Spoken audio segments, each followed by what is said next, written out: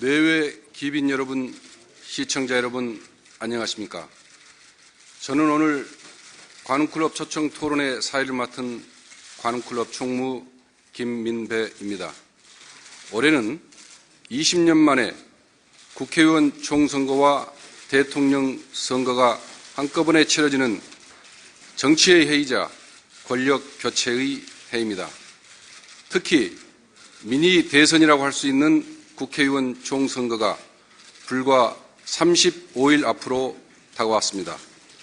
관훈클럽은 오늘 그리고 오는 12일 새누리당 박근혜 비상대책위원장과 민주통합당 한명숙 대표를 차례로 초청해 토론회를 갖습니다. 오늘은 그 첫 번째 순서로 새누리당 박근혜 비상대책위원장을 모셨습니다. 새누리당의 총선 전략과 함께 앞으로 대선에 임하는 여러 가지 입장에 관해 자세히 알아보도록 하겠습니다. 총각을 다투는 중요한 선거 국면에 관훈클럽의 초청에 기꺼이 응해주신 박근혜 위원장께 깊은 감사의 말씀을 드리면서 여러분께 박근혜 위원장님을 소개해 올리겠습니다. 큰 박수로 맞아주시죠.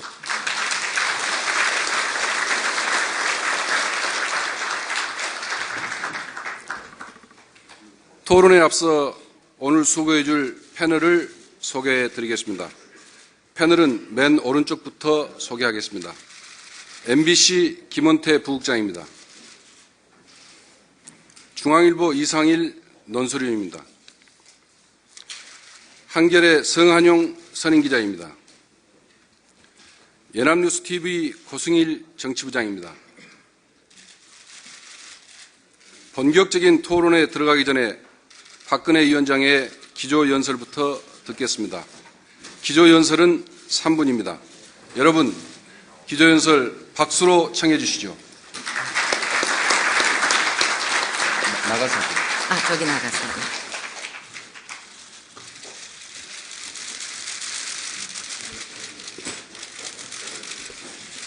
국민 여러분, 안녕하십니까?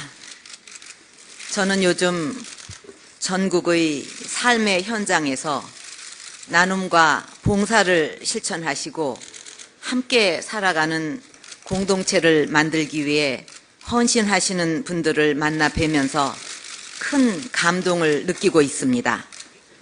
장애를 가진 분들을 위한 맞춤형 일자리를 만드신 분, 넉넉하지 않은 형편 속에서도 이웃을 돌보고 계신 집배원님, 사랑과 격려로 마을의 새 생명을 맞이해서 농촌에 다시 아기 울음소리를 울려 퍼지게 만든 마을 주민들, 그리고 국산 품종을 개발해서 농민들에게 큰 도움을 주고 계시는 딸기 박사님까지 이런 분들을 보면서 아직 우리 사회에 희망과 꿈이 남아있다는 것을 느끼곤 합니다.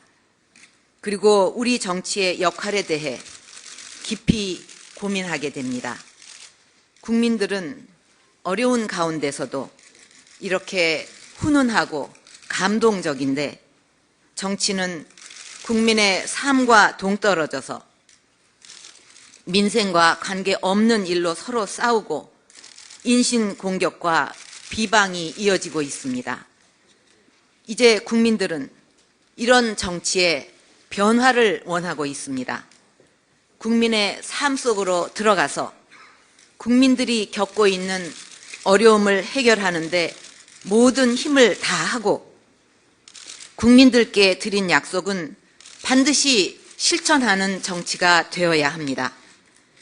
우리 정치에 이렇게 새로운 변화의 패러다임을 만들어야 합니다. 저는 야당도 이러한 새로운 정치에 협조하고 동참해 주시리라 믿습니다.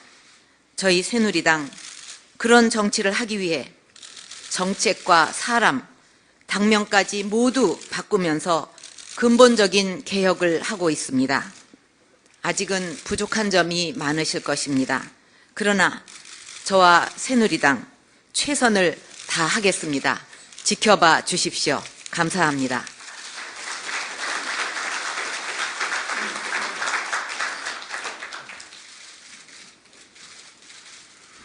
국민과의 약속은 반드시 지키는 정치가 돼야 한다는 박근혜 위원장의 기조연설 잘 들었습니다. 감사합니다. 토론 진행 방법을 설명드리겠습니다.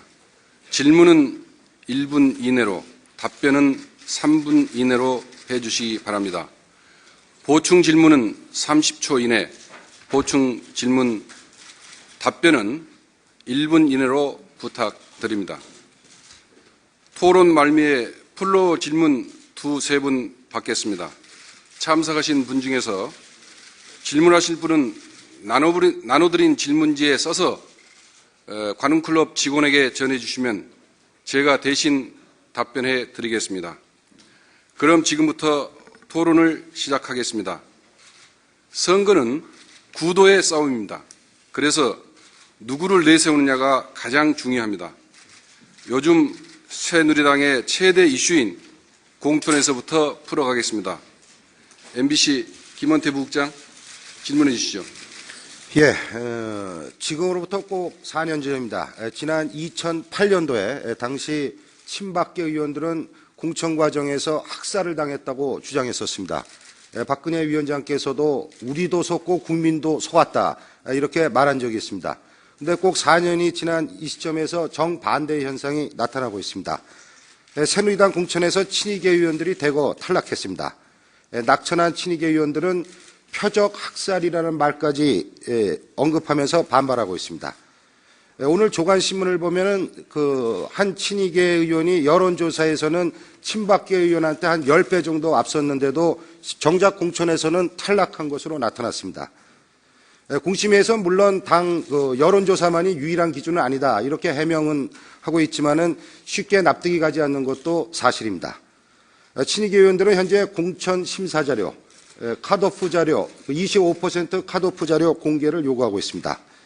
박 위원장께서는 친이계 의원들의 집단 반발에 대해서 어떻게 생각하시는지, 그리고 공천 심사 자료를 공개할 용의는 없는지 말씀해 주시죠. 지금 공천위원회에서 엄격하고 공정한 기준에 따라서 공천 심사를 하고 있습니다. 아쉽게도 좀 그동안 같이 했던 많은 분들이 이번에 함께 못하게 됐는데, 제가 분명하게 말씀드릴 수 있는 것은 이번 공천 심사에서 그 기준에서 친박의 개념은 아주 없었다는 것을 분명하게 말씀드릴 수가 있습니다. 공천 심사 공천 추천위원회에서는 지금 말씀하신 25% 컷오프 룰이라든가 또 도덕성, 경쟁력 이런 원칙과 기준을 가지고 종합적으로 판단을 해서 심사를 이번에 한 것으로 알고 있습니다. 그 25% 룰 때문에 이제 많은 분들이 탈락을 한 걸로 들었는데, 그 부분은 저도 참 안타깝게 생각을 합니다. 그리고 지금 이제 어떤 부분에서 많이 탈락이 있다 이런 말씀을 하셨는데, 지금 공천 심사가 다 끝난 것이 아니고 일부만 이제 발표가 된 것이기 때문에 또 다 마무리가 되면 또 다른 이야기가 나올 수도 있다고 생각을 합니다. 그러면 성한용 선임기자 보충 질문해 주십시오. 김영삼 전 대통령 아들 김현철 씨가 공천 탈락에 항의하면서 탈당을 선언했습니다. 철저하게 정치 사기를 당했다. 선대로부터 이어져 내려오는 무자비한 정치 보복이자 정치 테러다. 유신 독재의 잔재가 유신의 망령을 재현하는 것을 역사는 용납하지 않을 것이다. 비난의 강도가 보통 높은 게 아닌데요. 아마 무소속으로 출마하지 않을까 싶습니다. 김영삼 전 대통령도 상당히 격분하고 있다. 이렇게 김현철 씨가 전달하고 있습니다. 이런 기류가 부산 경남을 비롯한 총선 전체 국면에 상당한 악재로 작용할 수도 있다고 보는데요. 어떻게 생각하십니까? 그러니까 어떤 뭐 공천이든지 그게 순탄하게 되는 것을 기대하기는 현실적으로 어렵다고 생각을 합니다. 그러나 이제 어쨌든 그 공천이라는 건 심사 과정을 거쳐서 국민들께 추천을 하는 과정에서 탈락하는 분들도 있고 또 그냥 다시 되는 분들도 있고 하는 그런 과정이기 때문에 거기서 얼마나 그 원칙을 가지고 공정하게 했는가, 이제 그거가 중요하다고 생각을 하고, 이번 공천은 그렇게 진행이 됐다고 저는 생각을 합니다. 그렇기 때문에 그 부분에 대해서 굉장히 좀 받아들이기 어렵다든가 막 이렇게 하는 분들에 대해서는 뭐 당으로서도 어떻게 할 수가 없는 입장입니다. 다음은 이상일 중앙일보 논설위원 질문해 주시죠. 저도 간단한 보충 질문 하나 드리고 다른 질문 드리겠습니다. 당내에서는 박근혜 위원장께서 권영세 사무총장 등 몇몇 공심위원을 통해서 공천의 의중을 반영하고 있지 않느냐, 이런 관측을 하고 있습니다. 사실입니까? 제가 이번 공천은 그동안 제가 우리 정치가 또 정당이 바로 서려면 그 꽃이라고 할 수 있는 공천 심사가 자율적으로 공정하게 이루어져야 된다는 것을 오래전부터 강조했고, 또 제가 당 대표로 있을 때도 그 원칙대로 했습니다. 이번에도 그런 그 기준과 룰에 의해서 하도록 공천 추진위원회에 그렇게 독립적으로 자율적으로 하는 것을 보장하고 있습니다. 민주통합당 문재인 후보가 뛰는 부산 사상에 새누리당에서는 27세 여성 손수조 후보를 공천했습니다. 다른 당내의 예비 후보들과 비교해 손수조 후보가 그렇게 월등해 보이지 않았는데도 손수조 후보를 공천하신 까닭은 무엇입니까? 손수조 후보의 경쟁력을 어떻게 평가하시나요? 손수조 후보는 우리 당에서 발굴했다기보다 그 후보 스스로가 어떤 뚜렷한 소신과 꿈을 가지고 스스로 지원을 했습니다. 그래서 처음에는 다 그렇게 관심 있게 보지를 않은 것 같은데, 자신이 태어나고 또 자란 지역을 위해서 한번 발전을 시켜보겠다 하는 그런 꿈을 가지고 아주 순수하게 도전하는 모습에 공천위원들께서 많이 감동을 받으신 것 같습니다. 또 젊은이가 전세금 3천만 원을 선거 자금으로 해서 자신이 이 지역을 떠나지 않고 발전을 위해서 계속 한번 노력을 해보겠다, 이런 당찬 모습, 저도 참 아름답다고 생각을 합니다. 또 그런 젊은 패기로 만약에 선택을 받으면 그 지역 발전을 위해서도 참 좋은 역할을 해낼 젊은이가 아닌가, 이렇게 기대를 합니다.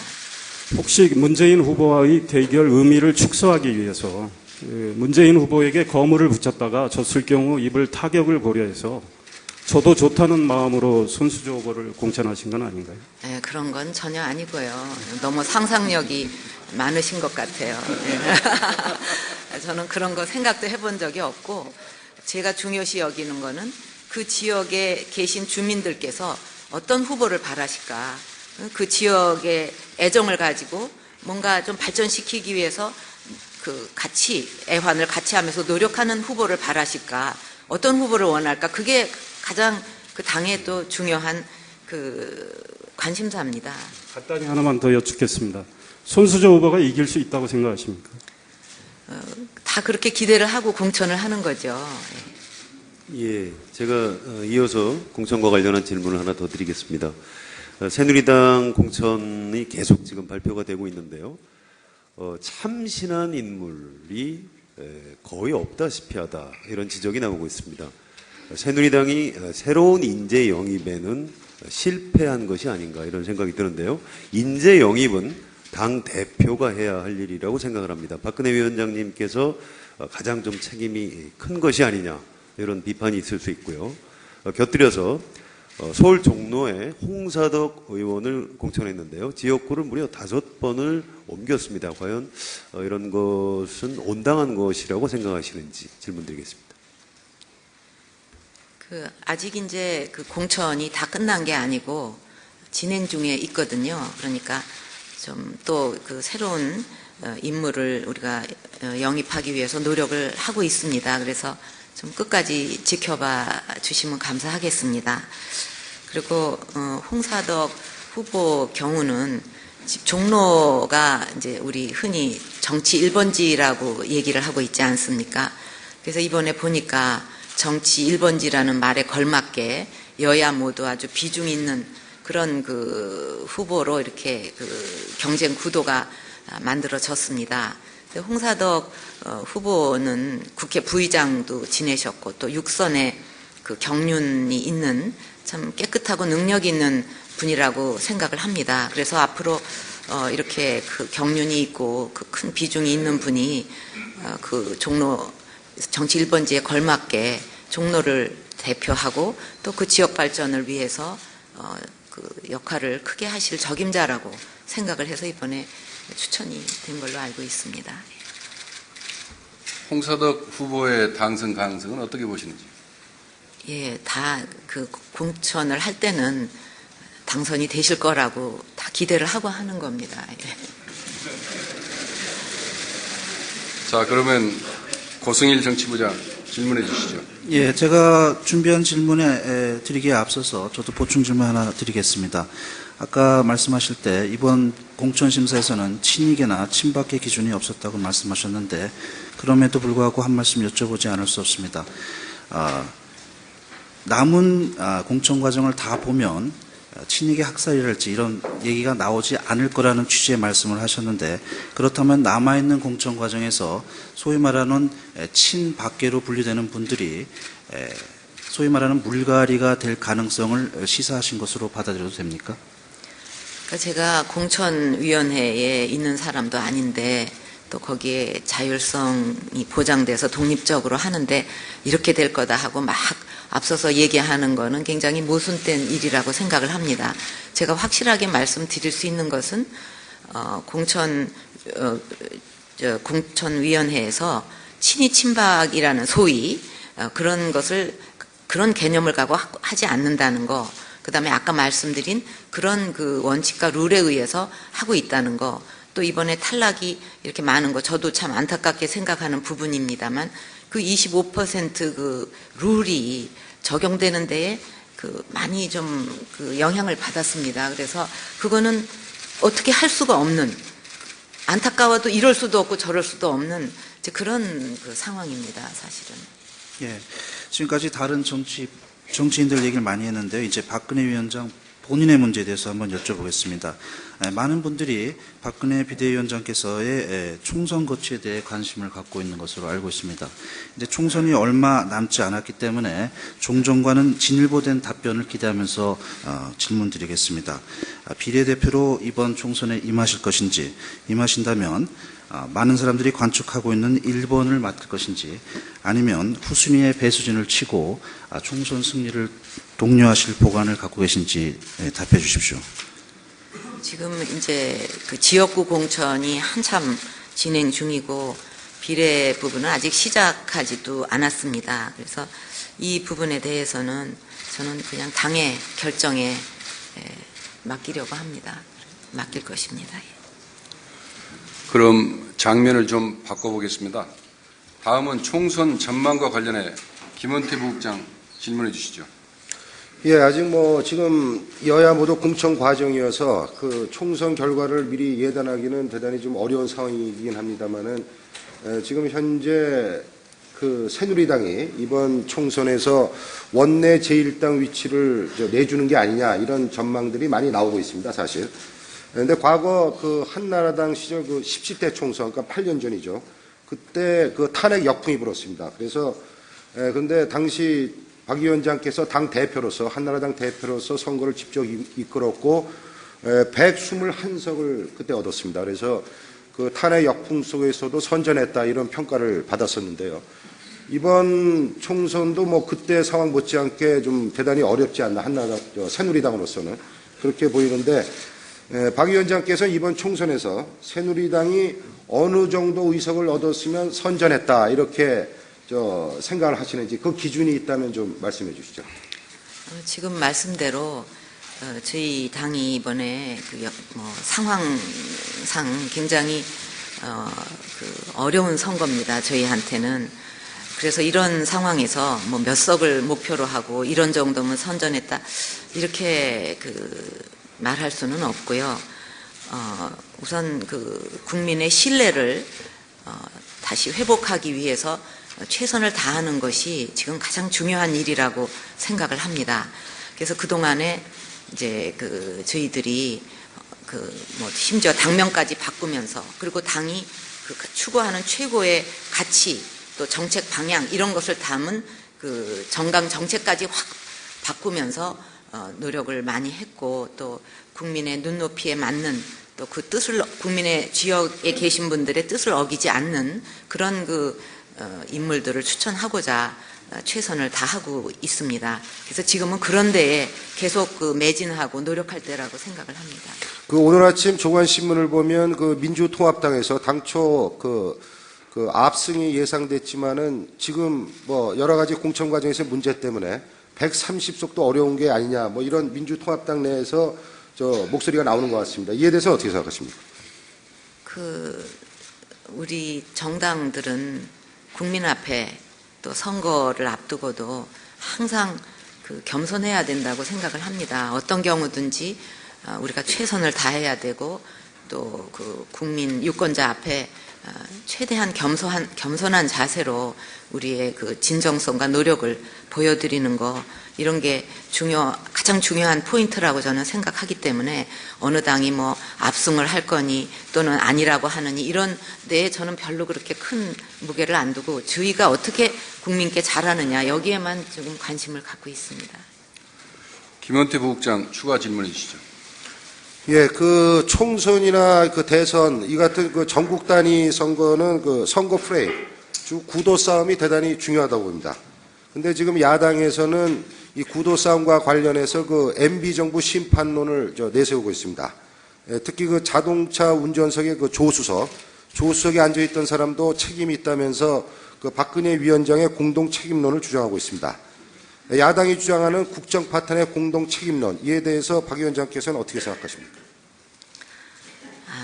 저는 적어도 지금 야당은 저한테 공동 책임론을 얘기를 할 자격이 없다고 생각을 합니다. 그동안에 저를 당 안팎에서 여당 내에 야당이라고 부르면서 또 특히 야당의 경우에는 무슨 사안만 터지면 박근혜 답해라 이렇게 쭉 해왔습니다. 저는 또 그런 문제에 대해서 전부 제 생각을 거의 다 얘기를 해왔고 또 중대한 문제들에 대해서 제 입장을 분명하게 밝혀왔습니다. 예를 들면은 광우병 촛불 시위라든지 또 미디어법 또 세종시 때 그리고 신공항 등 이런 일이 있을 때 어떻게 했는가 다 기억이 났을 것입니다.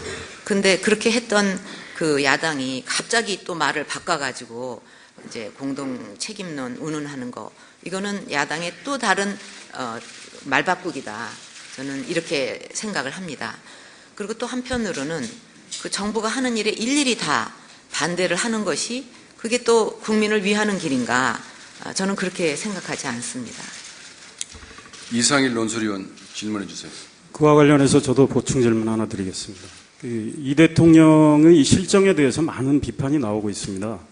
이 위원장께서는 대통령이 뭘 잘못했다고 보시는지 두세 가지만 말씀해 주십시오.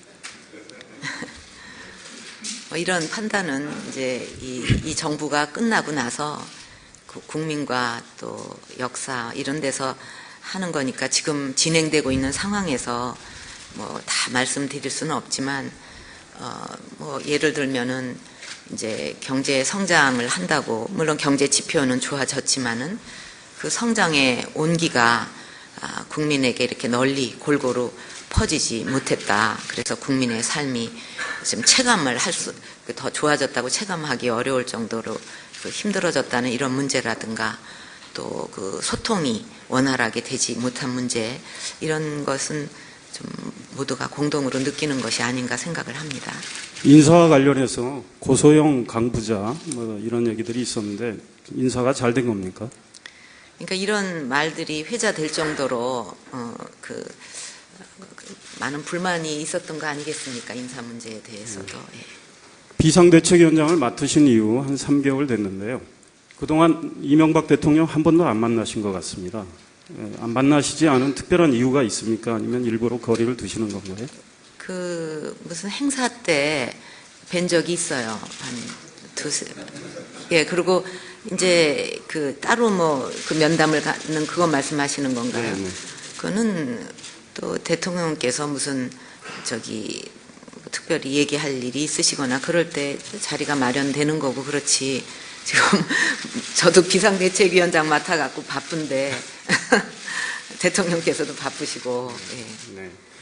앞으로 대선 때까지 대통령과의 정치적 관계를 어떻게 설정하고 계십니까? 당에서는 대통령 탈당 얘기도 나오고 하는데 지난번에 답변을 하셨지만 만약에 대통령이 탈당하신다면 말리실 건가요? 아니면 그냥 놔두실 건가요? 그러니까 이제 보면 지난 세월을 보면 역대 정부 말기마다 이제 대통령이 탈당하는 이런 일이 반복돼 왔습니다. 그런데 그렇다고 해서 국민의 삶의 어려운 점이 해결이 되었는가? 그거는 아니지 않습니까? 그러니까 중요한 것은 무엇이 지탄을 받는 점인가? 이것을 분명히 알아가지고 그것을 고치는 노력, 저는 이게 중요하다고 생각을 합니다. 대통령 탈당이 그 해법은 아니지 않는가 이런 생각을 하고요. 또 대통령께서도 국정의 책임 있는 마무리를 위해서도 탈당은 그런 건 하시지 않지 않을까 그렇게 생각을 합니다. 자, 그러면 고승일 정치부장 질문해 네. 주시죠. 이명박 대통령과의 관계라는 연장선상에서 한 말씀 여쭙겠습니다. 지금 새누리당 비상대책에서 활동하시는 분 중에서 이상돈 비대위원이라는 분이 계시죠. 이분이 얼마 전에 이런 말씀을 했습니다. 예. 기억을 좀 도와드리기 위해서 발언을 소개해드리면요. 이상득 의원 등 이른바 MB 측근 비리 의혹이 사실상 특검을 할 정도의 중요한 사안이다. 또 이명박 대통령의 내곡동 사저 문제에 대해서는 이런 말도 했습니다. 이미 범죄가 사실상 저질러진 형국이며 최소한 대통령 아들인 이시영 씨와 경호 쪽 관계자에 대해선 기소가 불가피한 사안이라고 말했습니다. 박 위원장께서는 이명박 대통령과 관련된 측근 비리 의혹을 어떻게 규정하고 계시고 또 이 문제가 어떻게 해결돼야 된다고 보십니까? 대통령 측근 비리, 친인척 비리 이거는 당연히 성역 없이 철저히 수사해야 된다고 생각을 합니다. 그리고 또 거기에 대해서 잘못이 있는 게 발견이 되면 엄중하게 책임을 물어야 된다고 생각을 합니다. 그리고 또 앞으로도 이런 일이 자꾸 재발되지 않도록 이런 것을 방지하는 근본적인 대책을 마련하는 것도 중요하다. 저는 이렇게 생각을 하고 있습니다. 그렇다면 보충 질문을 하나 드리면 이런 부분들이 대통령이 재임하고 계신 중간에도 이루어질 수 있다고 생각하십니까? 제가 전에 당 대표 하던 시절에 이제 대통령 측근 비리, 친인척 비리, 권력 실세 비리 이런 것을 막기 위해서 상설 특검제를 도입해야 된다, 이런 제도를 도입해야 된다 하고 주장을 한 적이 있습니다. 그래서 하여튼 이런 제도를 포함해서 뭔가 근본적인 어떤 장치가 있어야 되지 않을까 저는 그렇게 생각을 합니다. 자, 고승일 부장 추가 질문해 주시죠. 예, 이제 다시 선거 쪽으로 잠깐 돌아가 보겠습니다. 재작년이죠. 2010년 지방선거부터 이른바 세대 투표가 하나의 경향성을 가진 어떤 패턴으로 자리매김한 것 같습니다. 특히 작년 11.6 서울시장 보궐선거는 이런 세대 투표가 극명하게 드러난 선거로 보이는데요. 당시 2030 세대 유권자의 70%가 무소속의 박원순 후보를 찍었습니다. 세대 투표 양상은 어디서 비롯되고 있다고 진단하시고 계십니까? 그렇다면 진단에 따라서 처방도 필요할 것 같은데 한 달 앞으로 다가온 총선에서 박 위원장께서는 2030 세대의 표심을 잡기 위한 어떤 비책을 갖고 계신지 소개해 주십시오. 사실 저는 이제 이런 젊은이들, 뭐 이렇게 학생들 이렇게 만날 때마다 참 안타깝고 미안한 생각이 듭니다. 그 젊은이들이 지금 참 어려운 그 삶을 살아가고 있어요. 그러니까 뭐 대학생 경우에는 등록금 부담에다가 또 그 취업 걱정, 그다음에 뭐 학점 관리에다가 스펙 쌓기까지 뭐 유사 일의 최고의 스펙이라는 평가를 받으면서도 굉장히 어깨에 무거운 짐을 안고 지금 우리 젊은이들이 살고 있습니다. 그래서 이렇게 희망을 찾을 수가 없고 또 그 삶이 어려우니까 정부에 대해서 굉장히 비판적이다 이렇게 생각을 합니다. 근데 제가 이제 그런 대학생이나 젊은이들을 만날 때 또 느끼는 것은 역시 중요한 것은 진정성이다. 그래서 그 젊은이들의 말을 정말 경청하고 진심을 가지고 듣고 그 문제를 해결하기 위해서 진정 어린 노력을 하는 것, 이것이 굉장히 그 중요한 일이라는 생각을 합니다. 제가 꿈꾸는 사회, 꿈꾸는 나라는 어느 대학, 어느 학교를 나왔든 또 어느 지역에 살고 있든 그 젊은이들이 자기의 꿈을 꿀 수가 있고 그거를 펼칠 수가 있고 열심히 노력하면 행복해질 수 있는 사회, 그런 사회를 만드는 것이 저의 굉장히 정치를 하는 큰 꿈이거든요. 그래서 그런 뭐 어떤 특별히 젊은이들을 위한 대책이라고 이렇게 받기보다는 젊은이들이 희망을 가질 수 있는 그런 사회를 위한 그런 비전을 더 많은 젊은이들과 만나서 얘기하고 소통하고 또 그 진심을 전달하는 노력을 해야 된다고 생각하고 또 그런 정책들을 이제 반드시 와닿게 실천을 하는 거, 그게 우리 젊은이들에게 다가가는 길이라고 생각을 합니다. 예, 간단하게 추가 질문 드리겠는데요. 사실은 원인을 정확히 알아야 처방을 할 수 있다고 생각을 합니다. 그런데 20, 30대의 삶이 어렵기 때문에 현재 정권을 잡고 있는 이명박 정부도 새누리당을 싫어한다, 이렇게 보실 수도 있겠지만 사실은 2002년 대통령 선거 때 또 세대 투표 양상이 나타난 일이 있습니다. 그래서 대체로 20, 30대들한테 여론조사에서 물어보면 새누리당, 과거 한나라당은 이제 싫다, 이런 여론이 좀 압도적으로 많은데요. 왜? 도대체 젊은 사람들은 왜 새누리당을 싫어하고 외면한다고 생각하십니까? 이제 그래서 이번에 그 국민과의 약속이라는 이름으로 정강 정책을 확 아주 180도 바꿨습니다. 그러니까 뭐 성장 위주라든가 이런 것이 아니라 우리 당이 추구하는 최고 가치는 국민 행복이다. 그리고 그 국민 행복을 추구하기 위해서 일자리라든가, 이건 모든 계층, 모든 세대가 다 지금 고통을 받고 있는 일자리라든가 또 복지라든가 또 공정성 문제에 대해서 많은 사람들이 눈물을 흘리지 않습니까? 그래서 경제 민주화 이런 거를 핵심 축으로 해가지고 우리가 추구하는 가치나 또 정책 방향을 바꿨고 앞으로 또 그런 그 방향으로 우리가 노력을 해 나가면은 저는 우리 젊은이들에게 또 다른 모습을 보일 수 있고 또 희망을 줄 수 있다, 그렇게 생각을 합니다. 예, 그 권역별로 유권자들한테 다가가는 태도가 약간 다를 수 있다고 생각을 합니다. 이번 총선의 그 의석 수가 수도권만큼 많지는 않지만 가장 관심 지역으로 꼽히는 게 지금 부산 경남 쪽입니다. 자, 동남권 신공항 철회, 또 부산 저축은행 사태, 이런 것 때문에 이 지역 민심이 아주 크게 흔들리고 있는데요. 부산 경남에서 야당 돌풍이 불면 곧바로 새누리당 타격으로 이어진다, 이런 전망이 많습니다. 자, 부산 경남 지역 유권자들에게 새누리당은 어떤 자세로 다가가야 한다고 생각하십니까? 그러니까 그동안 이제 뭐 특히 그 경남, 부산 지역뿐만 아니라 이제 다른 지역에도 해당이 되는데 그 국민들께, 그 주민들께 드린 약속을 지키지 않았고 또 그 삶을 제대로 챙기지 않은 그런 거에 대해서 국민들이 많이 실망하고 계시다, 이렇게 느끼고 있습니다. 그래서 이 중요한 것은 결국은 진정성과 신뢰의 문제다.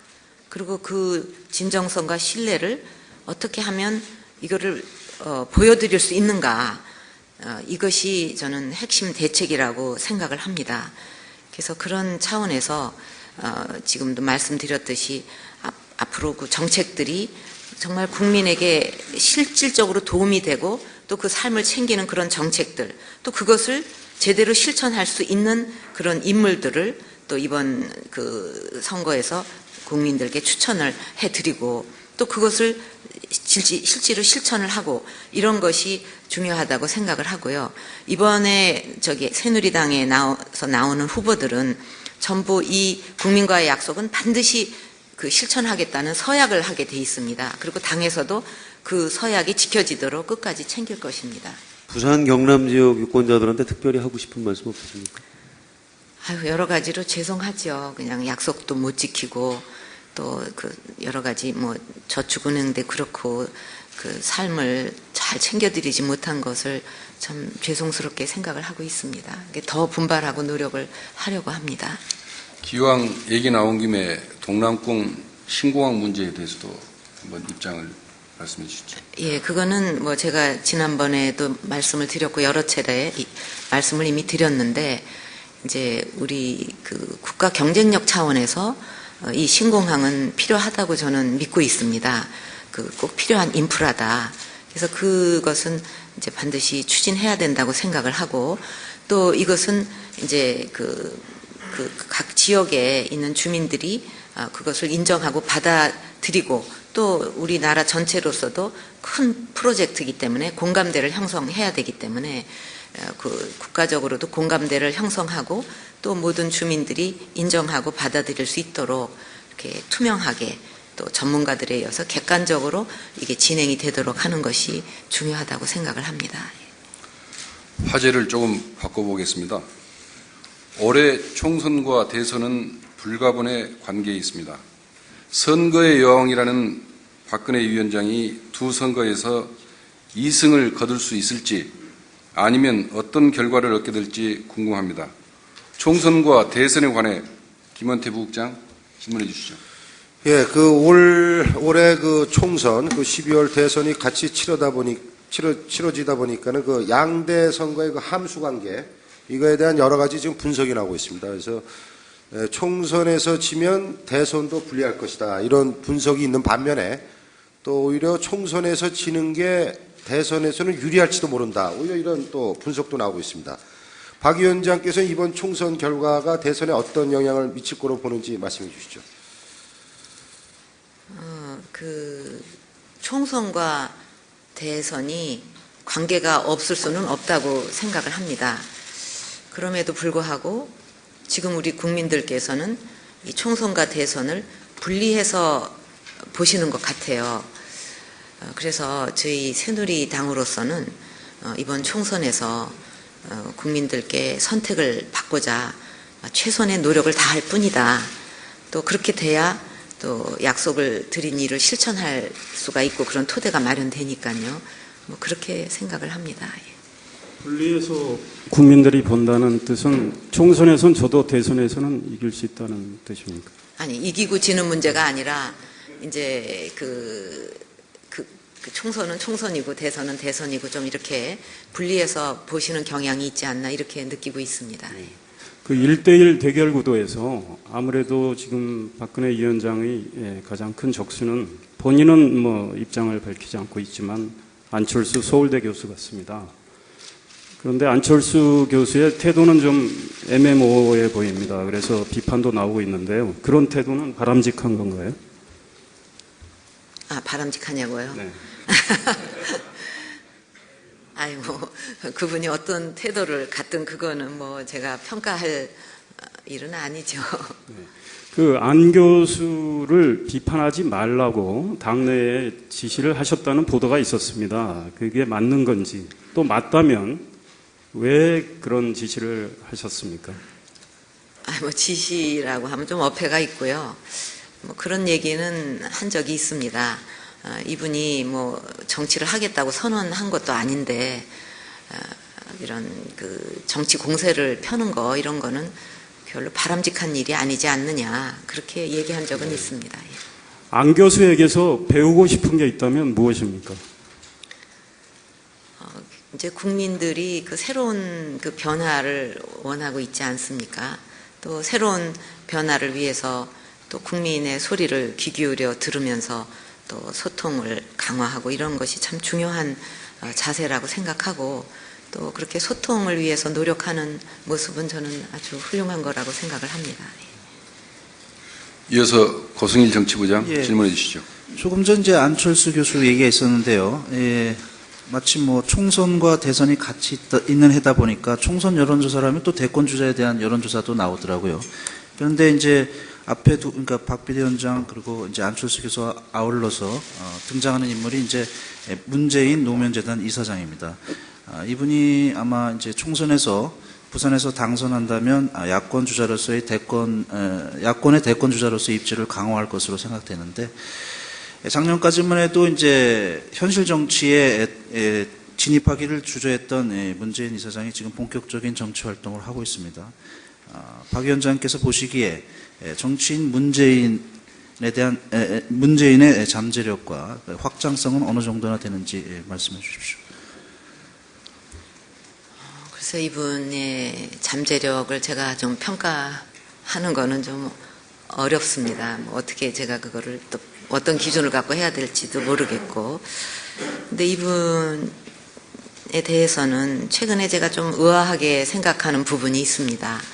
이제 문재인 후보라고 하면은 노무현 대통령의 대표적인 비서실장이셨고 그렇기 때문에 노무현 대통령의 그 추구하는 가치나 또 뭐 정치 철학이나 정책 이런 거에 대해서 가장 잘 알 수 있는 분이라고 생각을 합니다.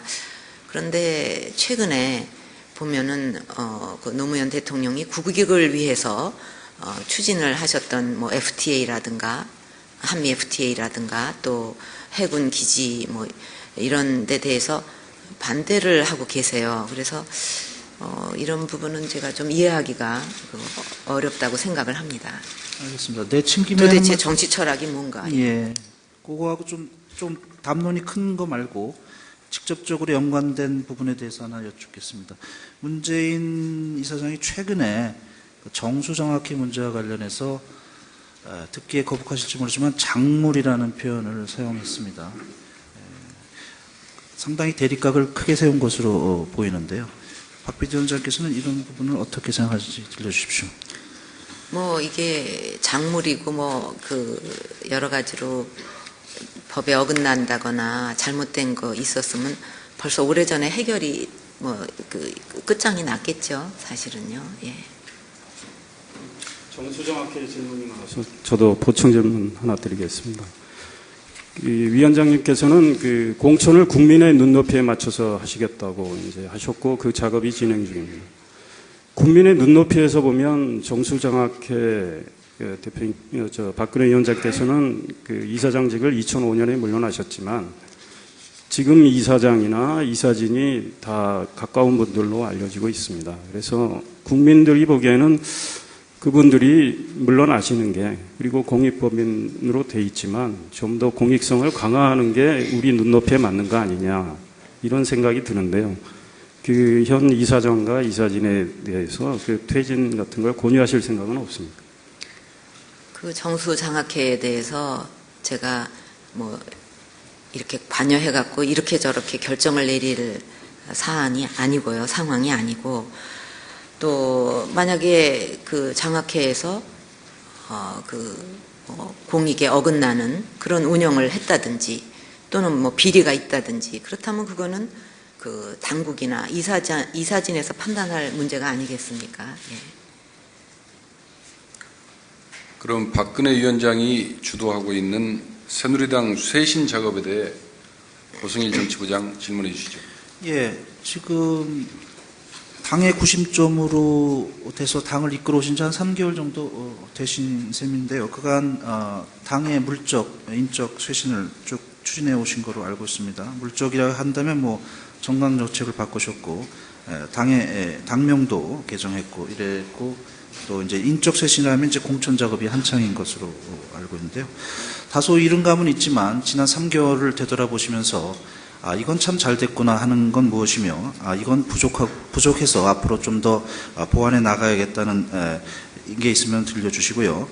최근 여론조사에서 정당 지지율이 민주통합당을 다시 앞서기 시작했는데 이것이 새누리당이 잘해서 그런 건지 아니면 민주통합당이 잘못해서 그런 건지 한번 판단해 주십시오. 지금 말씀대로 이제 그 어려운 당이 상당히 어려운 시기에 이제 비상대책위원장을 맡아서 한 3개월째 접어들고 있습니다. 그래서 사실 신뢰라는 것은 잃기는 금방이지만 다시 회복한다는 건 굉장히 어려운 일입니다. 그래서 지금 뭐 말씀하신 대로 정강 정책도 확 바꾸고 또 당명도 바꾸고 또 이번에 공천도 어떤 원칙과 기준에 따라서 국민이 원하는 그런 그 공천이 되도록 지금 또 최선을 다하고 있습니다. 그러나 이제 국민들께서는 아직 부족하다고 느끼실 거고요. 그래서 새누리가 정말 변했구나 이렇게 느끼실 때까지 이런 전면적인 쇄신을 계속할 생각입니다. 그리고 그 잘했다, 뭐 잘못했다, 제가 자꾸 잘했다, 뭐 이렇게 판단해서 말씀드리기는 좀 그게 좀 어렵지만 어쨌든 그 잘못된 과거하고 단절하고 또 우리가 추구하는 가치나 정책 방향도 확 바꿔서 시대에 맞게 또 국민의 요구에 맞게 그 바꿔갖고 지금 노력을 하고 있다는 거, 그 어떤 정책이나 정치 쇄신에 있어서 그런 노력을 열심히 하고 있는 거, 이거는 그 뭐 국민께서 평가를 해주시지 않을까. 그리고 또 정당 지지율도 뭐 하여튼 그런 노력에 대해서 좀 국민들께서 조금 더 관심을 가져주시는 거 아닌가 그렇게 생각을 하고 있습니다. 당 쇄신과 관련해서 질문을 한번 더 드리겠습니다. 당 쇄신을 위해서는 이제 인물 교체도 중요하긴 한데요. 국민들 입장에서는 또 역시 정책 쇄신이 중요하다고 생각을 합니다. 새누리당 안에서 정강 정책에서 보수라는 표현을 삭제해보자 이런 논란이 있었고요. 또 경제 민주화 정책을 내부에서 제안했는데 일부 관철되고 일부 관철되지 않고 뭐 이런 뉴스들이 나온 적이 있습니다. 박근혜 위원장께서 생각하시는 당 쇄신, 특히 정책 쇄신은 무엇인지 구체적인 사례를 두세 가지 좀 들어주셨으면 감사하겠습니다. 우선 이제 당이 나아갈 추구하는 최고의 가치와 또 정책 방향을 정하는 게 굉장히 제일 중요하지 않겠습니까? 그게 정강 정책에 다 들어있는데 이번에 국민과의 약속이라는 이름으로 이제 그거를 우리가 아주 획기적으로 바꿨습니다. 그래서 새누리당이 추구하는 최고의 가치는 국민의 행복이다. 그리고 국민의 행복을 이루기 위해서 우리가 무엇을 핵심 축으로 하느냐? 첫째는 복지고, 둘째는 일자리고, 셋째는 경제 민주화다. 그리고 복지에 있어서는 무조건 이렇게 뭐 현금을 논아주고 이런 쪽의 복지가 아니라 어떤 고용을 적극적으로 지원을 하고 또 자립과 자활을 어떻게든지 이끌 수 있는 그런 복지 정책, 그리고 또 그렇다고 해도 국가의 재정이 감당할 수 있는 무책임하지 않은 그런 복지 정책이 되도록 이렇게 노력을 하고 있습니다. 그런 정책을 내놓으려고. 그리고 일자리 부분에 있어서도 지금 모든 세대 또 모든 계층이 이 일자리 때문에 고통을 많이 받고 있기 때문에 어떻게 해서든지 일자리를 누릴 수 있는 또 어떤 장애인이라든가 또는 노년층이라든가 이렇게 특성에 맞는 일자리도 우리가 어떻게든지 만들어내야 된다 하는 쪽으로 연구를 하고 있고, 경제 민주화 부분에 있어서는 이 각 경제 주체들이 어디는 억울하게 약자로서 당하고 어디는 계속 그냥 잘 돼서 뻗어나가고 이렇게 되면 우리 공동체가 행복한 공동체가 될 수도 없을 뿐 아니라 이 공동체 자체가 무너질 수가 있다. 그래서 모든 경제 주체들이 성과를 공유할 수 있고 그다음에 더불어서 같이 행복할 수 있는 그런 경제 어떤 시스템 이거를 만들겠다는 그런 목표를 가지고 정책 쇄신을 하고 있습니다. 예, 관련해서 간단한 보충 질문 하나 더 드리겠습니다. 박근혜 위원장께서는 2007년 대통령 경선 때 줄푸세 공약을 하셨고요. 나중에 이명박 대통령 747 공약하고 합쳐져서 줄푸세 747. 이게 그 당시 한나라당 대선 공약이 됐습니다. 줄푸세는 세금을 줄이고 규제는 풀고 법질서는 세운다 이런 뜻인데요. 그렇게 하면 기업이 투자를 늘리고 일자리를 창출한다 이런 그 트리클 다운 이른바 적화 효과 가설의 바탕을 두고 있는 것으로 알고 있습니다. 2008년 금융위기 탓을 하기도 하는데요. 좀 근본적으로 줄푸세 공약을 뒷받침하는 철학, 기본적인 철학이 좀 잘못됐던 것은 아닌가 이런 생각을 하는 사람들이 많습니다. 어떻게 생각하십니까? 그때 이제 줄푸세 공약이 나온 배경은 당시에 우리나라 경제가 워낙 침체가 돼 있어서 그 경기를 부양을 해야 되지 않습니까? 그래서 그런 차원에서 줄푸세는 경기를 부양하고자 하는 기본 그 정책 방향이었습니다. 그래서 이제 줄에 해당하는 거 이거는 감세인데 이거는 이제 세율을 낮추자는 거죠. 그 세율을 낮춰서 이제 투자를 늘리고 소비를 늘리고 이렇게 해서 경기를 부양하자는 거고 또 이 정부 들어와서 그 부분은 상당히 많이 그 실현이 됐습니다. 그리고 푸는 이제 규제를 풀고 또 세는 법 질서를 확립하자 하는 건데 이 푸세는 이제 여전히 유효한 거고요. 근데 이제 이렇게 그 경제 성장을 그 이뤘다 하더라도 숫자적으로 이것이 그 온기가 성장의 온기가 좀 이렇게 국민에게 골고루 퍼지는 데는 미흡하다. 그런 생각에서 이제는 그 양적 성장에서 질적 발전으로 전환을 해야 된다 이렇게 생각을 하고 있습니다. 제가 경제 주체와 관련한 경제 규제와 말씀 나왔길래 한 말씀 여쭙겠습니다. 설명하시는 과정에서 이제 이 약자가 이제 뻗어나가고 공동체 자체가 성과를 나눠 갖는 거라고 설명해 주셨는데요. 이런 경제 민주화를 새누리당이 앞으로 추진하고자 한다면은 기본적으로 그런 철학을 공유하는 사람들이 당내에 있어야 할 테고요. 그런데 제가 보기에는 그 김종인 비대위원을 빼고는 특별히 저희가 이런 부분에 대해서 적극적으로 주장을 펼친 분을 보지 못한 것 같습니다. 그래서 과연 그런 분들을 영입하려는 어떤 계획은 계신지 한번 듣고 싶습니다. 예, 이제 아직 공천이 다 끝나지를 않았고요.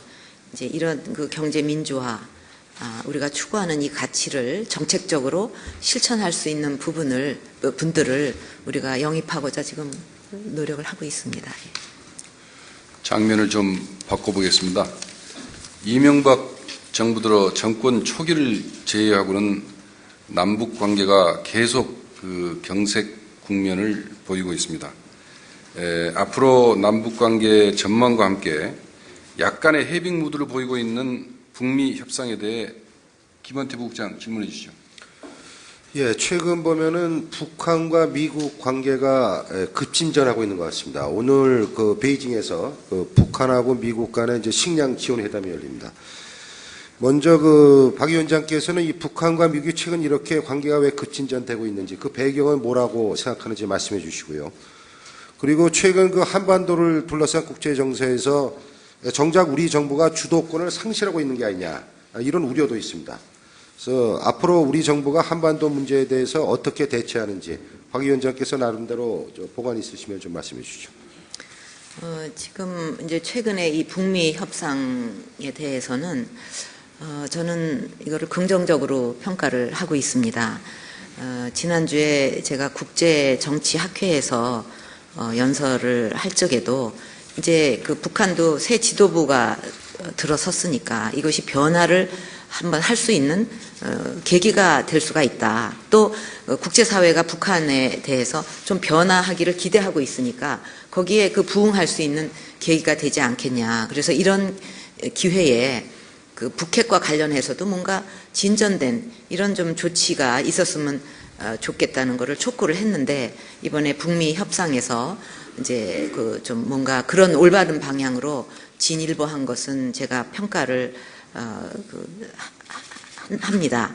그리고 이제 왜 이런 것이 급진전 됐는가? 근데 이것은 사실 김정일 위원장 사망 전에 상당히 그런 일이 추진이 많이 되다가 이제 그 사망으로 좀 중단이 됐던 걸로 알고 있습니다.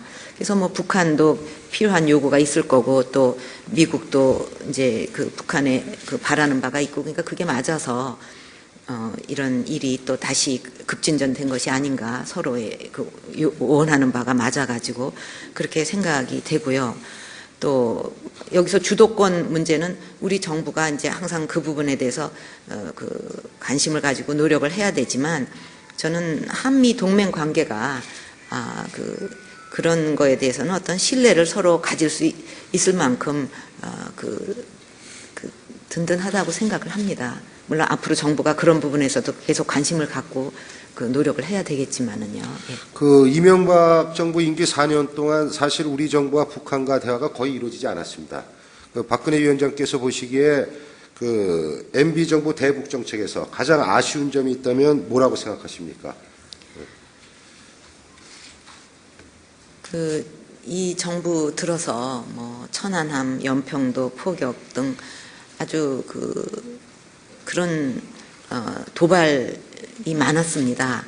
그래서 경색이 될 수밖에 없는 원인 제공도 북한에서 했지만은 이제 어쨌든 이번에 북한도 뭐 새 지도부가 들어섰으니까 좀 뭔가 변화를 반드시 해야 되고 그래야 보다 나은 한반도를 우리가 꿈꿀 수가 있으니까요. 또 우리의 대북 정책도 미래지향적으로 좀 진화할 필요가 있다. 그래서 어떤 대화의 물꼬는 좀 터야 되지 않겠는가 이렇게 생각을 합니다. 박 위원장께서 최근 핵 안보 정상회의 학술회의가 있지 않았습니까? 그래서 거기서 아마 한반도 신뢰 프로세스 이를 추진해야 한다고 밝힌 적이 있는 것으로 알고 있습니다. 그러면서 노무현 전 대통령 시절 이루어진 14남북 공동선언 이것을 남북이 존중해야 할 약속이다 이렇게 말씀하셨습니다. 그런데 과거 14남북 공동선언의 내용을 놓고 우리 보수층 일각에서 반발이 있었던 것으로 알고 있습니다. 뭐 서해 NLL 문제라든지 이런 것 때문에 당시 반발이 있었던 것으로 알고 있는데 박 위원장께서는 어떻게 14남북 공동선언 이거를 계승하실 생각인지 말씀해 주시죠. 그러니까 지금 이제 역대 정부가 추진했던 그런 공동성명 뭐 선언 이런 게 있습니다. 그러니까 7.4 공동성명을 비롯해서 남북 기본 합의서, 그다음에 6.15, 또 14 선언 이렇게 쭉 정부가 바뀌면서 계속 이어져 온 합의 사항들 아닙니까? 근데 북한이 국제사회에 책임 있는 일원으로 이렇게 들어오는 것이 이게 굉장히 중요한 문제입니다. 근데 그렇게 되기 위해서는 어떤 규범 이런 것을 준수하는 이런 노력이 필요하고 또 그렇게 되려면 남북 간에도 이렇게 역대 정부를 통해서 추진되어 왔던 이 합의 사항을 서로 존중하고 지키려는 그런 자세가 필요하다고 생각을 합니다. 그래서 그렇다고 해도 뭐 이거를 갖다가 구체적으로 어떻게 지킬 건가 요거는 좀 다른 문제예요. 중요한 것은 이런 합의 내용의 기본 정신이 무엇인가 그것은 바로 평화와 상호 존중이거든요. 그러니까 이런 기본 정신은 지켜져야만 믿음도 생기고 또 그 바탕 위에서 어떤 또 다른 약속도 해나갈 수가 있지 서로 계속 역대 정부를 통해서 약속해 놓은 것을 전부 무시를 하고 뭐 또 신뢰를 가지고 서로가 뭔가 새로운 약속을 하자 하는 거는 이거는 말이 안 된다고 생각을 합니다. 그래서 이런 평화와 또 상호 존중이라는 기본 정신은 지켜져야 된다고 생각을 하고요. 다만 이것을 14선언의 경우에서도 이 경협이라든가 이거 실천을 할 때는 이 내용을 보면은 예를 들면 정부 재정이 들어가는 문제라든가 그래서 국회 동의를 받아야 된다든가 이런 문제들이 있습니다. 그거를 그냥 뭐 무조건 실천한다고 밀어붙일 수는 없거든요. 그러니까 이런 큰 틀에서 우리가 상호 존중하고 또 이렇게 그 기본 정신을 지키자 하는 그 큰 틀에서 이런 세부적인 구체적인 문제는 또 남북이 머리를 맞대고 좀 얘기를 해나가고 조정을 하고 또 시대가 변했기 때문에 상황에 따라서 좀 고칠 부분도 있고 뭐 그렇지 않겠습니까? 그런 거를 머리를 맞대고 하면은 큰 틀만 지켜지면은 저는 해결을 해 나갈 수가 있다고 생각을 하는 것입니다. 자, 이상일 논설위원 질문해 주시죠. 위원장께서 한반도 신뢰 프로세스를 언급하신 바로 그날 북한 노동신문은 박 위원장을 원색적으로 비난을 했습니다. 박 위원장의 대북관이 반통일적이라고 비난을 했습니다. 존중하는 태도는 전혀 안 보였는데 뭐 화가 나셨는지 모르겠지만 어떻게 생각하십니까? 그러니까 그 북한이 그 우리 정부나 또 정치인들에 대해서 뭐 비난하고 이러는 거는 어제 오늘의 일이 아닙니다. 그러니까 그런 거에 뭐 일비하지 않고 어떤 진정성을 가지고 그럼 한반도 신뢰 프로세스다. 그러면 이것을 실천하기 위해서 꾸준히 지속적으로 노력을 하고 그렇게 해서 하나하나 해나가는 자세, 그렇게 되면은 뭐 결과적으로 나중에는 성과가 있을 거라고 저는 믿습니다. 네. 북한의 그 새 지도부가 들어서서 그 변화의 계기가 마련됐고 변화를 기대한다고 하셨는데 위원장께서 직접 한반도의 비핵화, 한반도의 평화 진전을 위해서 어떤 역할을 하실 생각이 없으신지요? 그 이명박 대통령께서는 제가 기억하기로 2차례 박 위원장께 유럽 특사를 이제 맡기셨는데 그 국익을 위해서 특사를 관계가 별로 좋지는 않았지만 다녀오셨어요. 그래서 만일 그 대북 특사로 좀 평양에 가달라고 주문하시면 그 수용하시겠습니다. 전에도 뭐 제가 항상 말씀을 드렸듯이 남북 관계 개선이나 한반도 평화에 도움이 된다면 그거는 뭐 어떤 일이든지 기꺼이 노력을 해야 된다. 이것이 저의 기본 자세고요. 또 뭐 이런 특사 문제는 또 제가 결정하는 문제도 아니고 그래서 하여튼 제 기본 자세는 어쨌든 한반도 평화에 또 관계 개선에 도움이 된다 그러면 노력을 해야 된다. 그런 용의가 있다. 그런 말씀을 드리겠습니다. 현재 중국에서는 탈북자를 강제 북송하고 있습니다. 국제사회의 인도적 호소에도 불구하고 중국 당국은 묵살하고 있습니다. 위원장께서는 중국을 몇 차례 다녀오셨고 또 중국 지도부하고도 친밀한 관계를 맺고 계신 걸로 알고 있는데 중국의 이런 태도를 어떻게 생각하십니까? 그리고 탈북자 문제의 해법은 뭐라고 생각하십니까? 저 탈북자 문제는 이거는 이념이나 뭐 체제나 이런 문제가 전혀 아닌 인권과 인도주의에 대한 문제입니다. 이 탈북자 입장에서 볼 때 지금 얼마나 두렵겠습니까?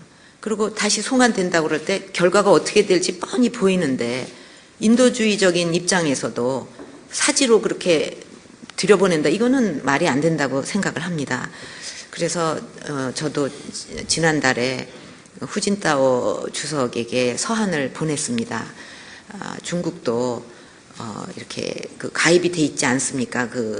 UN 난민 협약에. 그러니까 그거에 따라서 난민 협약에 따라서 이 문제가 처리가 돼야 되고 또 중국이 G2라고 부를 정도로 지금 국제적으로 지도적인 그런 그 위상에 걸맞게 그 전 세계가 많은 국가들이 바라는 그런 인도적인 그런 그 요구 여기에 그 부응을 해주리라 중국 정부가 해주리라 믿는다 이렇게 서한도 보냈습니다. 그래서 중국도 그런 그 국제적인 그 지도적인 그 위치에 위상에 맞는 그런 그 어떤 접근을 해야 된다 이 문제와 관련해서 그럴 필요가 있다고 생각을 합니다. 네, 이 문제와 관련해서 미온적인 태도를 보이고 있는 민주통합당 등 야권에 대해서 혹시 주문하고 싶은 게 있습니까? 이런 문제는 여야가 따로 없고 또 왜 야권에서 이런 중요한 그 인권 문제, 인도주의적인 문제에 대해서 소극적인가 그건 참 이해할 수가 없습니다. 다른 경우는 또 굉장히 적극적인 부분도 있는데 일관돼야 되잖아요. 그래서 이런 부분에 있어서는 여야가 없이 그런 그 사지에 몰린 그런 탈북자들을 위해서 한 목소리를 내야 되고 적극적으로 같이 힘을 합해야 된다. 이렇게 저는 촉구하고 싶습니다. 박선현 의원이 당은 다르지만 탈북자 북송을 반대하면서 열흘 넘게 단식을 했습니다. 그런데 일각에서는 박 위원장께서 현장을 한번 방문해서 격려를 했으면 어떨까 하는 그런 의견들이 꽤 있었습니다. 안철수 교수는 현장을 방문하셨는데요. 박 위원장께서 굳이 가시지 않은 이유가 있습니까? 예, 이제 박선영 의원님이나 저나 다 이 탈북자 문제를 어떻게 강제 송환을 막기 위해서 다 각 위치에서 노력을 하고 있는 것입니다. 그래서 저는 이제 후진타오 주석께 이제 그것을 요청하는 서한도 보냈고 또 당 차원에서도 여러 가지 노력을 하고 있습니다. 예를 들면 탈북자들에게 한국민 증명서를 정부가 발급을 해달라 이렇게 정부에 촉구를 했습니다. 네, 그래서 정부도 이제 그거를 적극 검토를 하고 있고, 그래서 이 부분은 이제 각자가 다 처한 위치에서 어떻게든지 이 송환을 막고자 지금 같이 노력을 하고 있는 것입니다. 화제를 바꿔보겠습니다. 총선에 임할 새누리당의 정책에 대해 고승일 정치부장 질문해 주세요. 예, 아까 한번 질문 드렸을 때 지난 3개월을 해고하시면서 공과를 여쭤봤었는데 당시 답변이 과거의 단절, 시대에 맞게 바꾸려는 노력은 평가받을 것이라는 취지로 말씀하셨습니다.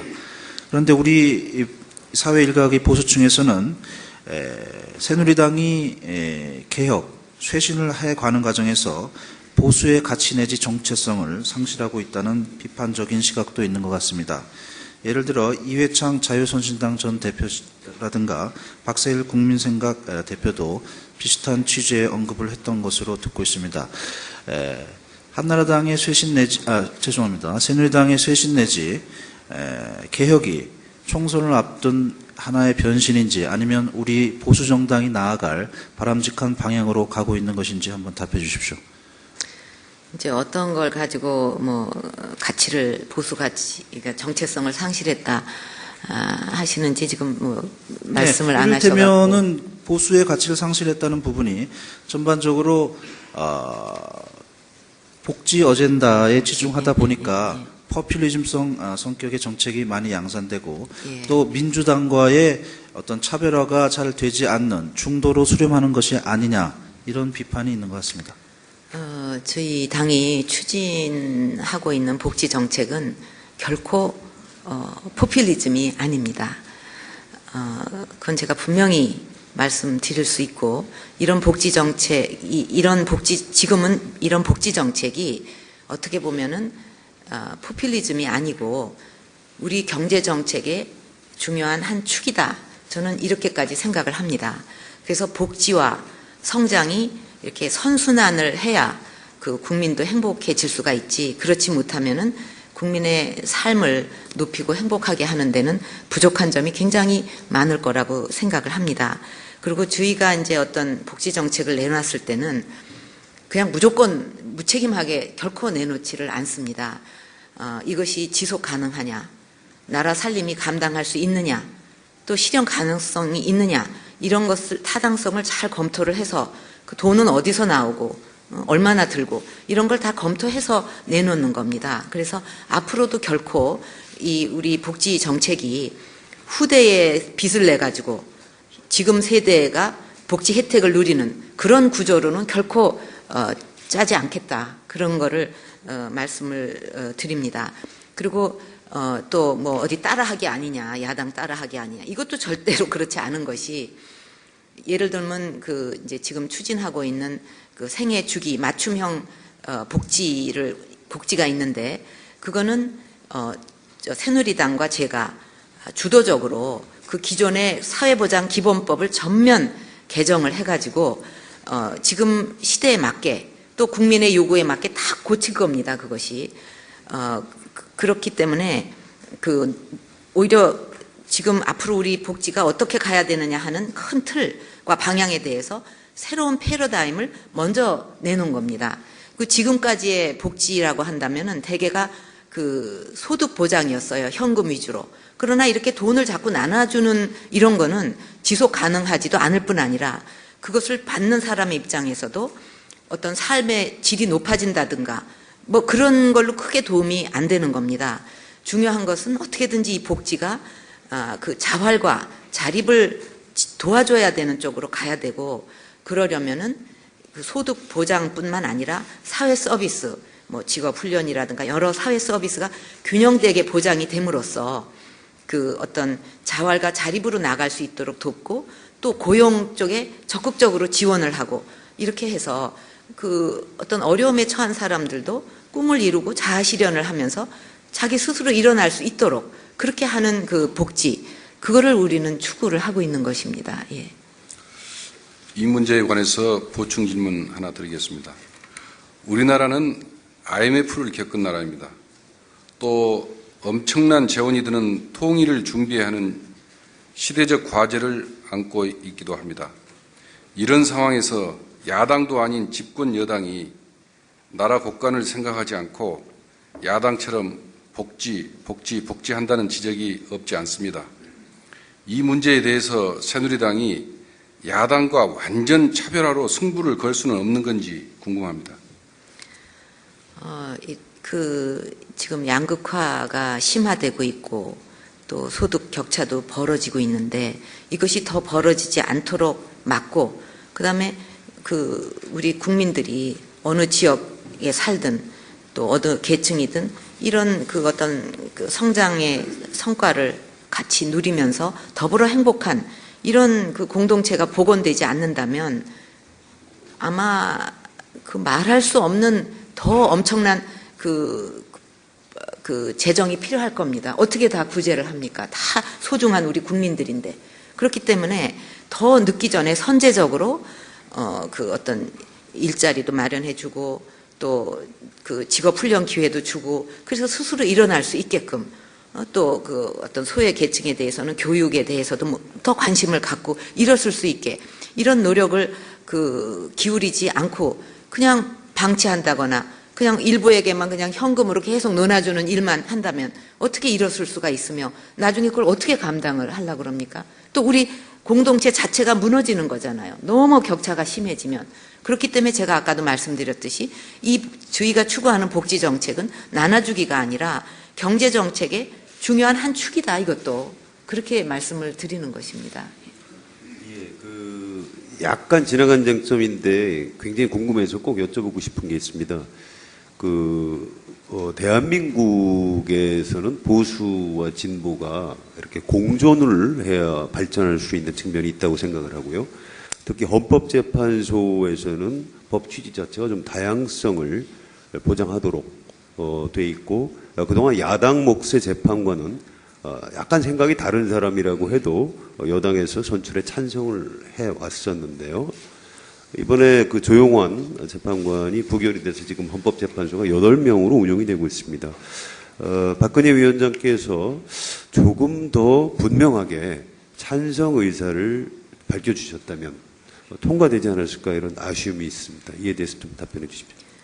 이런 인사와 관련해 갖고 제가 우리 동료 의원님들께 뭐 이렇게 해라 저렇게 해라 하고 한 적이 한 번도 없습니다. 이거는 의원들 한 분 한 분이 판단해서 할 일이고, 또 그 부분에 대해서는 원내대표께서도 의총을 통해서 이렇게 좀 우리가 여야 간의 관계에 있어서 이런 식으로 가는 게 좋지 않냐, 이런 권유도 하셨고, 이제 원내대표님이 하실 일인데 많이 권유도 하시고 노력을 하셨습니다. 그런 의총에 모두 참여를 하고, 그 다음에 각자가 또 판단을 해서 한 거기 때문에 그거에 대해서 또 제가 어떻게 할 수 있는 입장은 아니라고 생각합니다. 앞으로 혹시 국회에서 다수당을 차지하는 쪽이 소수당의 몫을 무시하는 이런 아주 좋지 않은 전례가 될 가능성에 대해서는 생각해 보시지 않으셨습니까? 뭐 여야가 그런 부분에 있어서 뜻이 맞으면 참 좋겠죠. 예. 성한영 선임기자, 한미 FTA에 대해서 질문해 주십시오. 예. 야당에서는 FTA FTA, 한미 FTA를 제재 협상을 하자는 주장도 있고요. 한때 이제 폐기를 주장했다가 다시 제재 추가 재협상 이 정도로 돌아와 있는데요. 박근혜 위원장께서는 이건 말바꾸기다 해서 야당 심판론까지 아주 강하게 비난을 하신 적이 있습니다. 그런데 정작 국민들 상대로 조사를 해보면 예정대로 추진해야 한다 이런 의견도 있지만 우리한테 좀 더 유리하게 추가 재협상을 할 필요가 있다 이런 의견도 상당히 많이 나오고 있습니다. 이 문제에 대해서 박근혜 위원장님 생각이 어떠십니까? 지금 이제 발효를 앞두고 있는데요.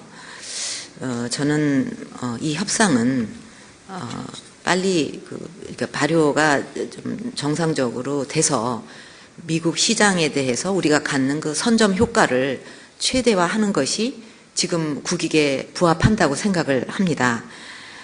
이게 재협상을 해갖고 바꿔진 부분이 이제 자동차에 관한 부분뿐인데, 뭐 자동차 업계에서도 빨리 좀 이게 발효되기를 바라고 있고, 또 발효되는 즉시로 그 자동차 부품 업계들, 수많은 이 중소기업들이죠. 여기는 관세가 즉시로 철폐가 됩니다. 그래서 이거는 또 중소기업한테는 굉장히 좋은 일이고요. 그래서 지금은 어쨌든 그 미국 시장에 대한 선점 효과를 기왕 이렇게 그 발효까지 오게 됐는데 빨리 하고, 그 다음에 그 하면서 뭔가 좀 그 부족한 부분이라든가 또는 다시 협상할 부분이 있다면은 양국이 교섭을 통해서 고쳐 나가는 것이 맞지 않겠는가. 다만 이제 그 ISD 부분에 대해서는, 투자자 국가 소송에 대해서는, 제도에 대해서는 그 작년에 비준하는 과정에서 정부가 다시 협상을 하겠다는 약속을 했기 때문에 그 부분은 정부가 앞으로 노력을 약속대로 하리라고 봅니다. 다시 화제를 바꾸겠습니다. 김원태 부국장 질문해 주시죠. 네, 이번에 박근혜 위원장의 그 리더십에 관해서 질문 하나 드리겠습니다. 박 위원장은 그 원칙의 정치 그리고 약속을 반드시 지키는 신뢰 정치인 이미지를 갖고 있습니다. 반면에 또 만나기 어렵고 소통도 좀 어려운 정치인이다 이런 비판도 나오고 있습니다. 친박계 내에서도 이런 얘기들이 있는 것으로 알고 있습니다. 그 윤여준 전 장관 아시죠? 예. 네, 윤여준 전 장관이 과거 그 박 위원장에 대해서 언급한 말이 있습니다. 잠시 언급을 하겠습니다. 대통령이 되려는 사람은 민주주의가 뭔지 정확하게 알아야 한다. 하지만 박 위원장이 민주적으로 보이지 않을 때가 많다고 말한 적이 있습니다. 이에 대해서 어떻게 생각하십니까? 제가 이제 실천을 직접 당을 이렇게 운영을 하면서 했던 때가 당 대표 시절 아니었겠습니까? 2004년도에 그 탄핵 역풍 속에서. 그때 제가 당을 어떻게 운영을 투명하게 했고, 또 공천을 어떻게 했고, 그 중요한 사항들에 대해서 인사를 어떻게 했고, 그런 부분을 쭉 훑어보시면, 이 평가가 나오리라고 생각을 합니다. 예. 그래서 그때 당을 굉장히 민주적으로 만들었다. 그런 얘기를 많이 들었거든요. 자화자찬하는 건 아닙니다. 예. 박근혜 위원장 이제 주변 인물들을 보면 윤여준 전 장관도 그렇지만은 김무성 의원, 전효 의원, 진영 의원 한때 박근혜 위원장 측근 인사라고 할까요? 표현이 좀 어쩔런지는 모르겠지만 하여튼 굉장히 가까운 사이였습니다. 물론 그 정치를 하다 보면 한때 가까워졌다가 또 멀어질 수도 있고 그런 이해가 되긴 합니다만은 그 주위 사람들이 이 박근혜 위원장 주변을 자꾸 떠나는 것 같이 보여서 이게 포용이나 리더십에 문제가 있는 게 아니냐 이런 지적도 있습니다. 이에 대해서는 어떻게 생각하십니까? 예, 그 정치 분야에서 오랫동안 취재도 하셨고 그러셔서 수많은 일들을 보셨을 건데 이거는 정치 분야에서는 많이 있는 일입니다. 예. 이제 토론이 막바지 국면에 들어가고 있습니다. 이상일 의원 질문해 주시죠.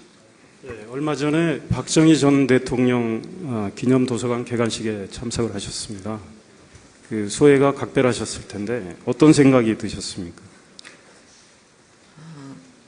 그 당시에 좀 우리 국가 발전에 대해서 애쓰시던 모습과 더불어서 또 그 국민이 하나가 돼가지고 이런 발전을 세계가 죄송합니다.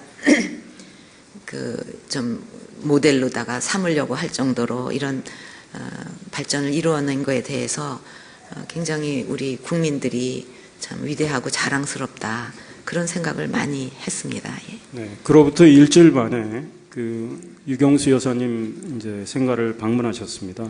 이와 관련해서 그 박 위원장께서 부모님의 후광을 좀 정치에 이용하는 거 아니냐 이런 비판도 있는 것 같은데 어떤 답변을 하시겠습니까? 그냥 해보시는 질문이시겠지. 설마 진심으로 후광에 이용한다고 생각하고 질문하시지는 않았으리라고 제가 생각을 합니다. 왜냐하면 지금 그 아버지 기념도서관이 우여곡절 끝에 13년 만에 개관이 됐습니다. 근데 13년 만에 개관이 됐는데 제가 개관식에 안 간다. 이게 옳은 일이겠습니까? 또 그 어머니 생가가 복원이 됐는데 작년에 그때 제가 가지를 못했습니다. 근데 이번에 그 어머니 생가 그 옆 동네를 방문을 하게 됐는데 그때 복원했을 때 가지 못했던 사람이 이번에 그 옆 동네를 지나가면서 거기를 안 들리고 그냥 지나가는 게 옳겠습니까? 그게 후광하고 무슨 관계가 오히려 그렇게 안 하면 그게 정말 제가 이상한 사람인 겁니다. 저는 그렇게 생각이 돼요. 예, 상식적으로. 까칠한 질문 하나 더 드리겠습니다. 그 새누리당 호남 공천을 보면 주목할 만한 분이 이제 광주의 이정현 의원, 그다음에 이제 전라북도 정은천 의원, 장관이죠. 두 분이고 나머지 분들 공천 몇 분 받은 것 같은데 그렇게 관심을 끌지 못하고 있고요. 또 공천하지 못한 지역도 꽤 있습니다. 그 현실적인 어려움은 이해 못하는 건 아닌데 호남을 좀 소홀히 다루시는 거 아닌지 홀대하시는 거 아닌지 이런 생각이 듭니다. 그 이번에도 좀 그 호남 지역에도 좀 좋은 분을 추천하고자 해도 참 상황이 여의치를 않아서 저도 안타깝게 생각을 합니다. 지금 말씀하신 두 분 이제 좀 주목할 만한 분들이 이제 공천을 받으셨는데 뭐 이분들이 좀 잘 되면 또 앞으로 더욱 좀 많은 분들이 그런 쪽에 그런 곳에서도 추천을 받을 수 있지 않을까 이렇게 기대를 하고요. 그 다음에 이제 그 호남을 소홀히 하지 않았냐. 근데 그건 천부당 만부당한 말씀입니다. 제가 그 대표 시절에도 그 누구보다도 호남 지역을 자주 방문을 했고 또 당 차원에서 그 호남 지역의 현안, 뭐 예산, 뭐 예를 들면 뭐 호남 고속철이니 앞에대교니 많았습니다. 그때도 그런 거를 당 차원에서 열심히 챙기고 그걸 해결하려고 노력을 했습니다. 그래서 그 지금 그 이제 그 저하고 가깝게 지냈던 그 이정현 후보가 이제 거기 나와서 열심히 뛰고 계신데 그 앞으로 좀 그런 인재들을 적극 더 발굴해서 밀으려고 그럽니다. 이번에 좀 잘 되면은 더 탄력을 받지 않을까. 그래서 호남에 계신 분들도 좀 지지를 많이 해주시기를 부탁드리고 싶습니다. 예, 위원장님 표현이 강해지셔가지고 좀 히팅되셨나 이런 생각이 드는데요. 저 하나 가벼운 질문 하나 드리겠습니다. 썰롱 유머를 제법 잘하신다고 들었습니다. 그래서 여기서 썰롱 유머 한번 해보시죠. 글쎄 갑자기 뭐 물으시니까는 제가 하는 게 뭐 다 썰렁한데 뭐 들으셔서 별로. 그럼 질문 이어가겠습니다. 제주 해군 기지에 대한 여야의 대립도 만만치 않은 것 같습니다.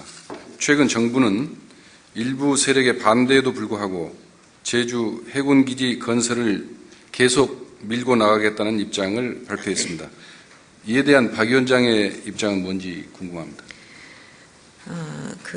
이제 제주 해군 기지와 관련해서는 가장 중요한 점은 이것이 과연 국익에 도움이 되느냐 안 되느냐 이거라고 생각을 합니다. 근데 노무현 대통령 시절에 이거 건설에 대해서는 그 지역 주민, 또 정부, 또 안보 관계자, 전문가가 다 모여가지고 이제 많이 토론을 하고 협의를 한 결과 이것은 그 국익에 도움이 된다. 이렇게 그 결정이 내려진 사안입니다. 그래서 이것은 그 지속적으로 건설을 추진해야 되지 않는가 하는 게 제 생각입니다. 자, 마지막 패널 질문입니다. 성한영 선임기자 질문해 주시죠. 예, 총선과 관련해서 질문을 드리겠습니다. 총선과 관련해서 또 하나의 중요한 관심사가 보수의 연대와 분열, 이 문제라고 생각을 합니다. 새누리당과 자유선진당이 합당 또는 연대 이런 논의를 하다가 잘 안 된 걸로 알고 있는데요. 이걸 앞으로 총선 전 또는 총선 이후에 추진하실 생각이 있으신지 궁금하고요. 국민 생각에 박세일 대표가 새누리당의 그 낙천자들과 연대할 뜻이 있다 이런 취지로 말씀을 하셨는데 국민 생각 이쪽 정당의 그 파괴력을 어떻게 평가하십니까?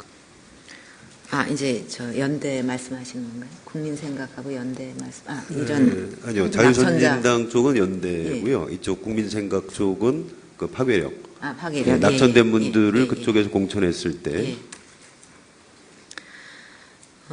그 연대와 관련해서는 뭐 이제 그 합당이나 이런 게 잘 되면 좋겠지만 지금은 어쨌든 시간적으로 물리적으로 가능하지 않은 걸로 보입니다.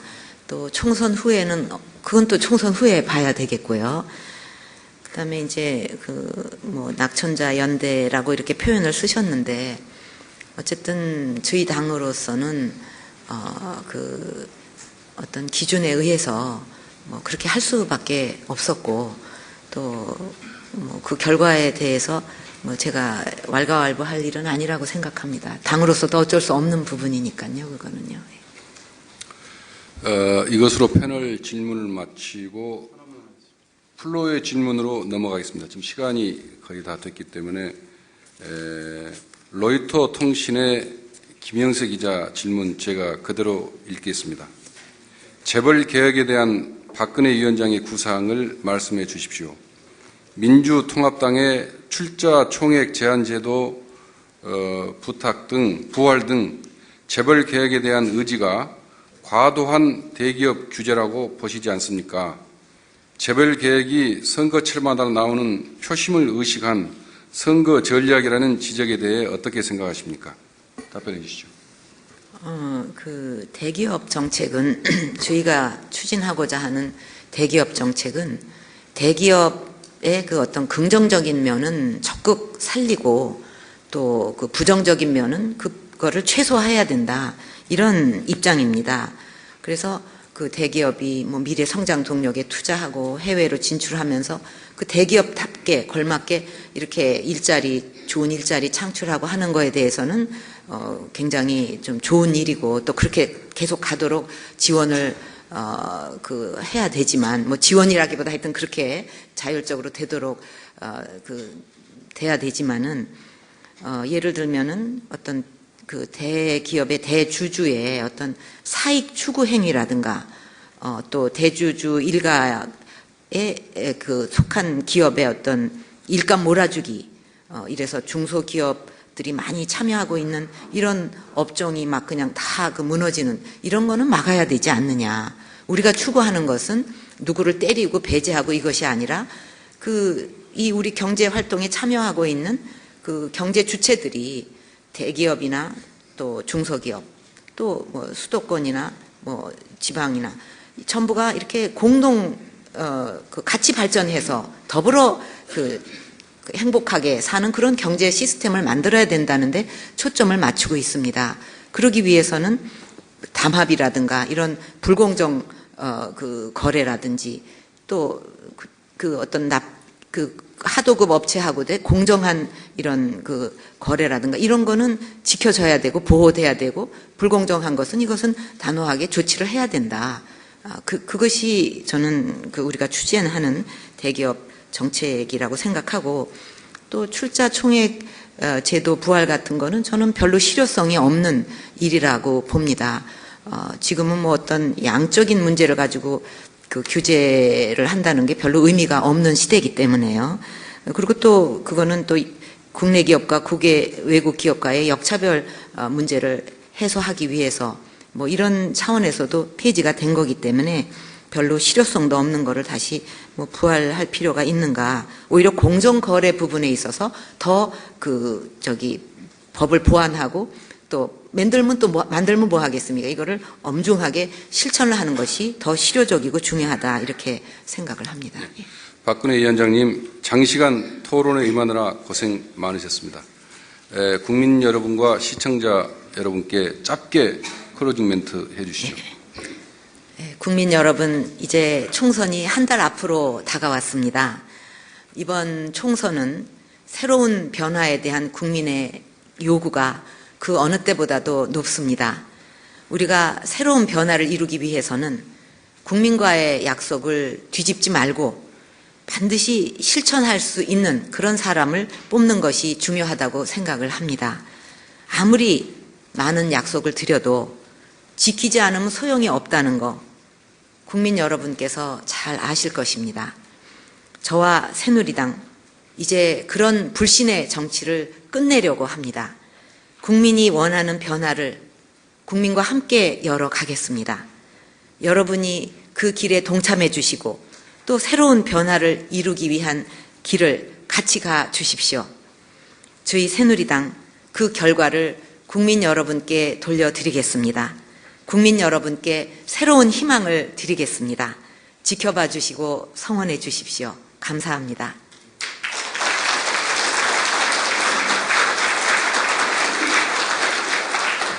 이 자리에 참석해 주신 내 기빈 여러분과 시청자 여러분께 다시 한번 감사드립니다. 이것으로 오늘 토론회를 마치겠습니다. 감사합니다.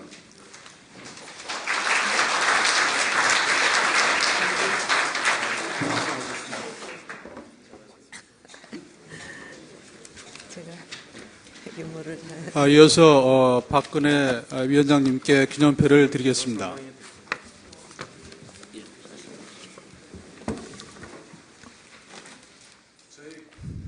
클럽의 관례에 따라서 박근혜 위원장님께 감사표를 드리겠습니다. 그 내용을 제가 읽어드리겠습니다. 박근혜 새누리당 비상대책위원장, 관클럽은 귀화를 초청연사로 모신 가운데 유익한 대화와 토론의 시간을 가졌습니다. 귀화와 함께한 소중한 이 자리는 55년을 이어온 관클럽의 전통과 더불어 길이 기억될 것입니다. 2012년 3월 7일 관클럽 총무 김민배